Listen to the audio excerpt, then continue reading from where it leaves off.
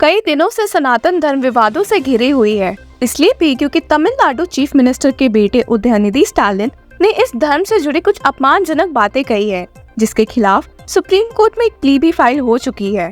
शुक्रवार को supreme court ने इस मामले में कुछ इम्पोर्टेंट बातें कही है और एक जरूरी फैसला भी दिया है।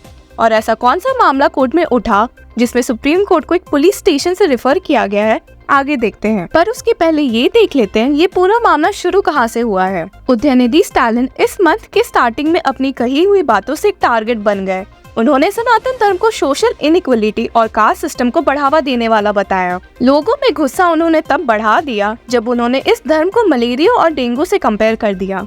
He said, I believe, like the spread of diseases like COVID-19, dengue and malaria by mosquitoes, that Sanatan Dharma is responsible for many social evils. बात इधर खत्म होने की बजाय और बढ़ गई जब डीएमके के कई नेता इस मामले में शामिल हो गए और ऐसी ही बातें करने लगे। मामला और बिगड़ गया जब डीएमके के मिनिस्टर ए राजा ने स्टालिन के कमेंट्स को बहुत सॉफ्ट बताते हुए सनातन धर्म को HIV से कंपेयर कर दिया।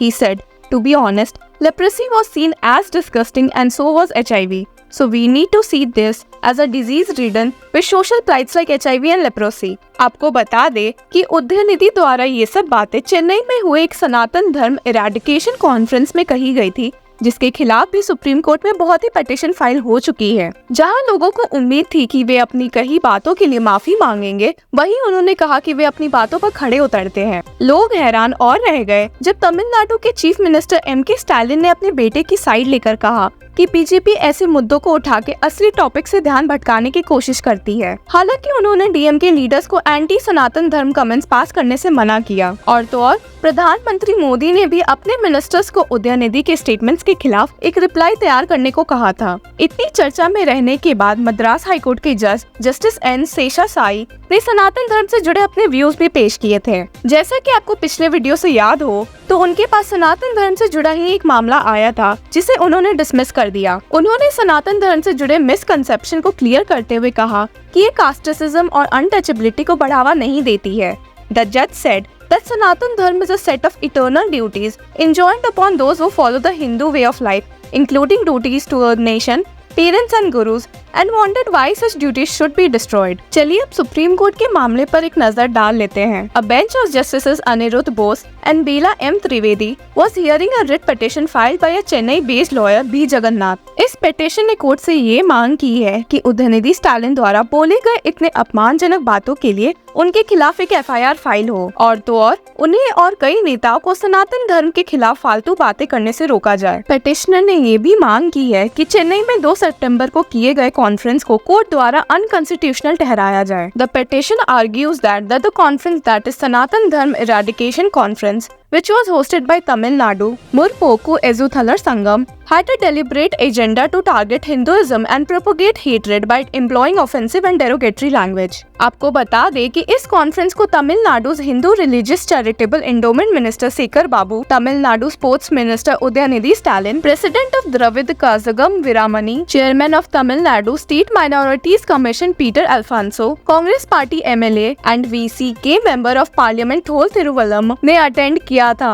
The petition has been filed through advocate on record Gopalan Balaji and the same has been settled by senior advocate P. Vallappan. मामले की हियरिंग शुरू होते ही जस्टिस बोस ने सीनियर एडवोकेट दामा शेषाद्री नायडू, जो कि पिटिशनर की ओर से मौजूद थे, उन्हें ये सलाह दी कि वे ये मामला लेकर हाईकोर्ट जाएं। हालांकि सीनियर काउंसिल इस बात पर अड़ गए कि उन्हें इस मामले में सुप्रीम कोर्ट का ही इंटरवेंशन चाहिए और इंटरिम रिलीफ को पॉइंट आउट किया जो कोर्ट ने हेट स्पीच के खिलाफ दूसरे एप्लीकेशंस में दी है। The advocate said, I would understand if an individual rants against a particular community or group of people, but it is concerning when the state unleashes its machinery. Circulars have been issued directing students to speak against a particular faith. Can a constitutional authority make such speeches? These are impermissible. Advocate ने ये भी बताया कि इस मामले में bunch of petitions admit हो भी चुकी है और ऐसे में उन्हें हाईकोर्ट वापस ना भेजा जाए। उन्होंने ये भी कहा कि कोर्ट ने इंडिविजुअल से जुड़े मामलों में इंटरिम डायरेक्शन पास किया है और ये तो फिर भी स्टेट का मामला है। The petitioner stress that the remarks in question hurt sentiments and signal anarchy. Petition में ये भी आश्चर्य व्यक्त किया गया था कि 2018 के तहसील पूनावाला जजमेंट के बावजूद तमिलनाडु की पुलिस ने इस मामले में एक नोडल ऑफिसर को क्यों नहीं अपॉइंट किया? The petitioner also sought appointment of a nodal officer to look into such hate speech cases as per supreme court orders. Petition ने इस बात पर भी जोर दिया कि अगर कॉन्फ्रेंस में कास्टिज्म और वर्णाश्रम धर्म को हटाने की बात होती तो वो भी ठीक था।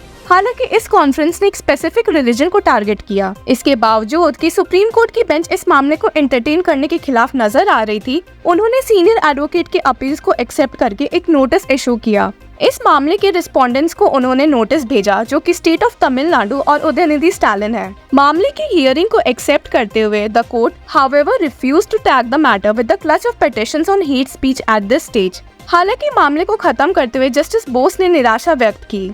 उन्होंने कहा कि लिटिगेंट्स को मामला लेकर सीधे सुप्रीम कोर्ट नहीं आना चाहिए। He exclaimed, "Why can you not go to the High Court? You are converting us into a police station."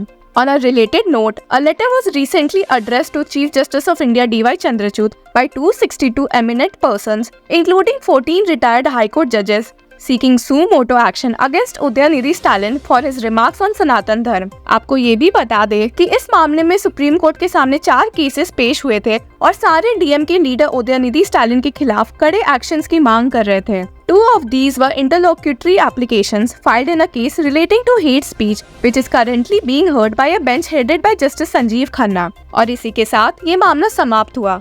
जैसा कि आपको पता है, सनातन धर्म हिंदुइज्म का एक दूसरा नाम है और इसी वजह से स्टालिन के इतने डेरोगेटरी स्टेटमेंट्स ने बहुत लोगों को ठेस पहुंचा दी थी। सुप्रीम कोर्ट के इस मामले में इंटरवेंशन के बाद अब ये देखना होगा कि इस मामले में कौन सा ऑर्डर पास होगा। फ्री स्पीच एक फंडामेंटल राइट है, हालांकि उसमें कई रीजनेबल रिस्ट्रिक्शन प्रोवाइड किए गए हैं और इनको ध्यान में रखना बेहद जरूरी है। ऐसे ही इंटरेस्टिंग न्यूज सेगमेंट से जुड़े रहने के लिए कीप फॉलोइंग लॉ चक्रा।